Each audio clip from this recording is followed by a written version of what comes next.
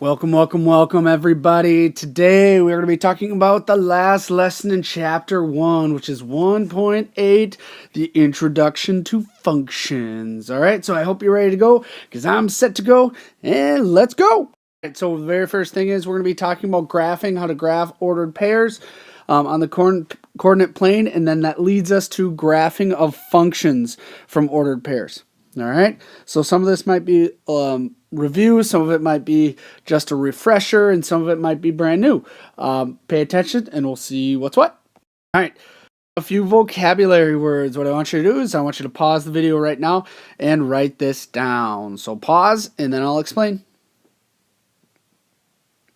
All right, so if you look at the axis are two perpendicular number lines that form the coordinate plane, and where they intersect is going to be known as the origin. If you look at it, if you remember the coordinate plane, we're graphing on coordinate planes, the origin is always at 0, 0. It's the starting point, okay? It's where x is 0 and y is 0. All right, your x-axis is that horizontal number line. If you think about a number line, that's going to be your x-axis, where your y-axis is almost like a thermometer. Okay, when you go higher up on that y-axis, you get positive, and when you go lower, you get negative. Okay, so the higher up, remember, again, you're getting hotter on the temperature. The temperature is going up, so your numbers are going up. Same thing if the temperature is going down, your numbers are going down as you go down the thermometer. So think about the y-axis as a thermometer, x-axis as a number line. Okay, all right, let's get a few more vocab words done. All right, so pause now. All I want you to do is I want you to write down everything that's in yellow here. Okay, do not worry about what is down below in that purple box. Just get the stuff in the yellow box. So pause now. All right, so an ordered pair. Okay, these are going to be, an ordered pair is kind of a description of where a point lies on a coordinate plane. It's always written as xy. Just like in the alphabet, x comes before y, your x coordinate always comes on the very first point of an ordered pair. So notice the x comes before the y, always, always, always. Again, just like the alphabet, x comes before y. Same thing with an ordered pair. Okay, your x coordinate is the value that is along the x-axis. Remember that horizontal number line like we talked about earlier. Your y coordinate is first of all the second in that ordered pair, that second point in that ordered pair, and that's going to be on the y-axis, which is just like that thermometer. And they're going to be giving you different places on a coordinate plane in almost an exact location on that plane. So if you always look at this, reading down below, it says the x-coordinate tells how many units to move left or right from the origin. Again, you are going to always start at the origin. That's very, very important. Just know that anything to the left of the origin on the x-axis is negative. Anything on the right side of that origin is positive.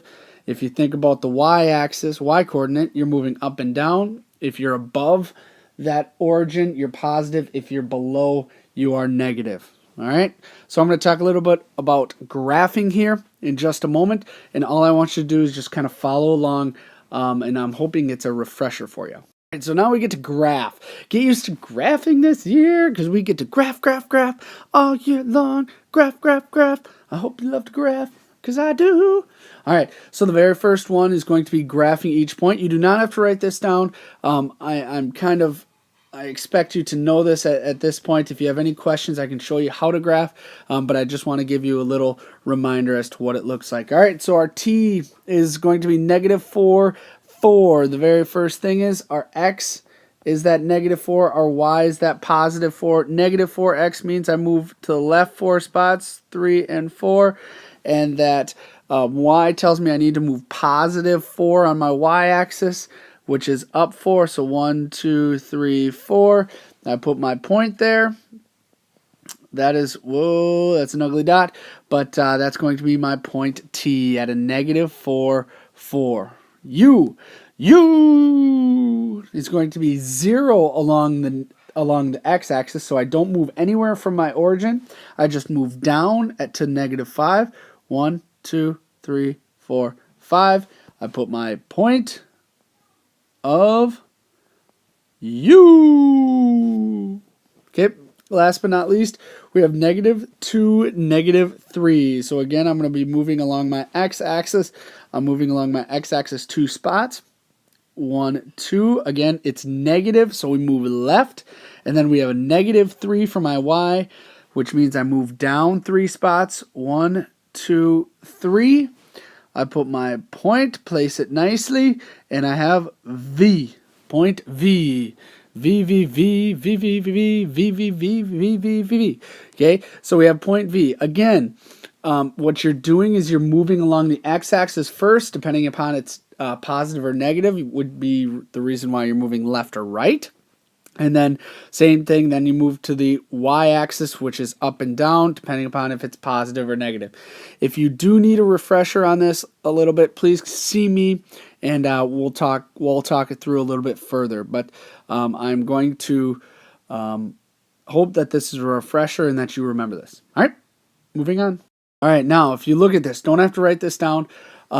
Looking at a graph, what a graph does, what those two axes, the y-axis and the x-axis, it cuts the coordinate plane into 4 quadrants. If you look at this, the points that lie on the axis are not in any quadrant, but if they label in these 4 different quadrants, notice how it's laid out. It looks like on a coordinate plane, it looks like a C. That's how I wrote my C how I was taught how to write a C. Start in that upper right column and you just go down and around. So you're moving counterclockwise on that coordinate plane, starting in quadrant 1. Quadrant 1 is the upper right. Move to the upper left is quadrant 2. Bottom left is quadrant 3. And quadrant 4 is that very far bottom right. Now, if it is not on the axis, if it's not in a quadrant, it'll be on an axis. So if I gave you point A here, point A, that is not in any quadrant because it's on my y-axis. Okay, so you're going to come across a couple that are not in a quadrant. It's just on an axis. All right, so let's look at a few examples that I have set up for us. All right, so if you look at this, we're going to be naming the quadrant that each point lies. So you don't have to write this down.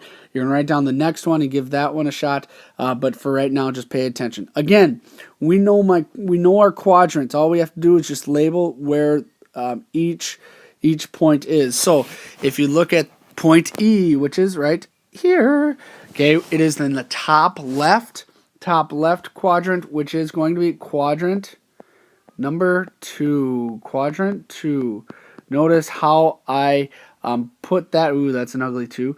How I write my 2. It is not a regular 2 like I would write on numbers. It is Roman numerals. So don't forget that.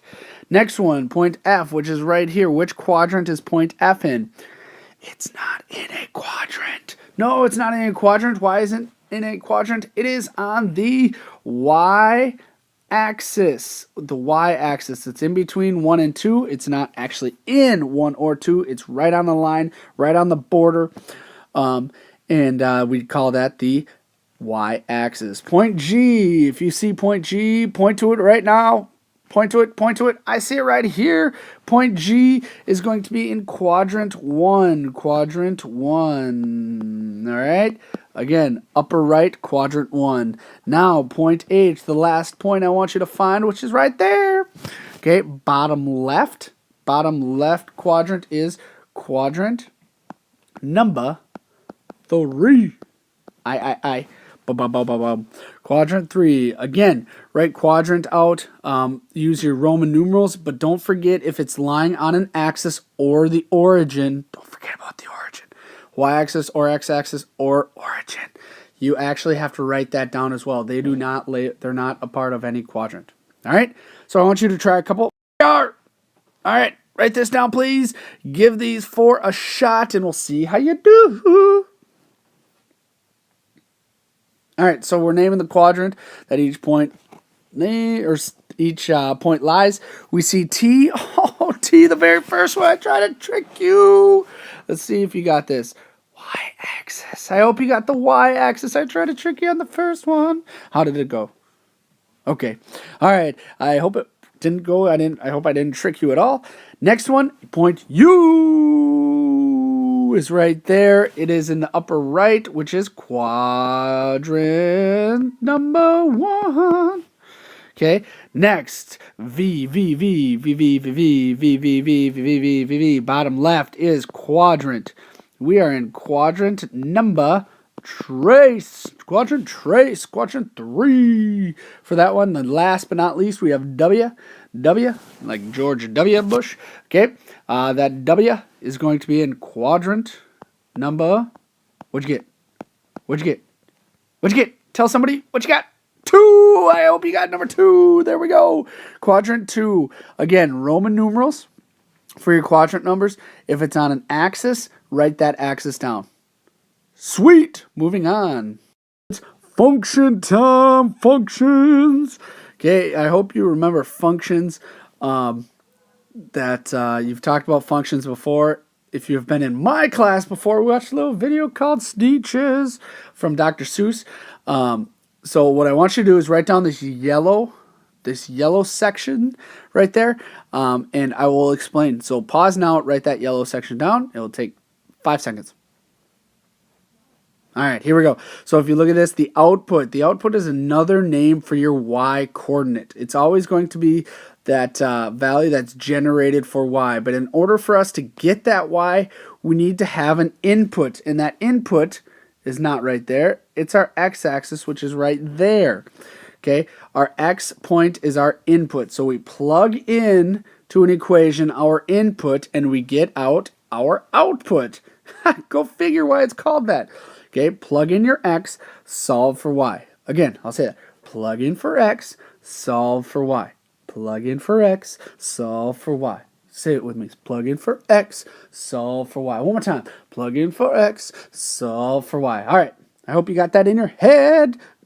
All right, here we go. So what we are going to do is we are going to be generating ordered pairs. So I want you to write this down, and then I'm going to help you through this one. So write this down, and we'll go through it together. Okay, so what we are going to do is we have an equation right here. Remember what we just talked about with what we're going to do with our x and what we're going to do with our y. Okay, we're going to plug in for x, solve for y. Again, it tells us what our x coordinates are. Here are our x coordinates. It tells us right away. So our x coordinates, I'm going to put this into a nice little table here. I'm going to put -2, -1, 0, 1, and 2. I'm going to be plugging in those x's and solving for y. Well, what am I going to be using? This equation right here, 2 times x plus 1. Well, if our x is -2, we're going to plug in 2 times -2 plus 1. Well, 2 times -2 is a -4. Plus 1 is a -3, so my point is going to be -3. So as an ordered pair, that becomes -2, -3. Okay, and I'm able to graph that. All right, I'm able to graph that. So what I want you to do is plug in your x, solve for y. So I want you to try this next one with -1. We'll check it out, then I'll have you try the other 3. All right, try it. All right, so if I look at this, I'm going to take this 2. I'm going to plug in my -1. Then I'm going to add 1. So 2 times -1 is -2. Plus 1 is -1. So my x, what I plugged in was -1. And what I got out was -1. All right, so I want you to pause now, try the other 3, and then we'll see what you get. All right, so I hope you finish that up. Here are the answers to those next 3.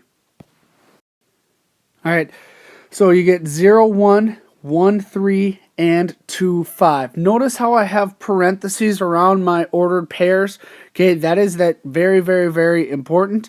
Okay, now you would take these points and you would graph it on a graph. So I want you to try right now, see if you can graph that on a graph and see what it looks like. So pause and graph.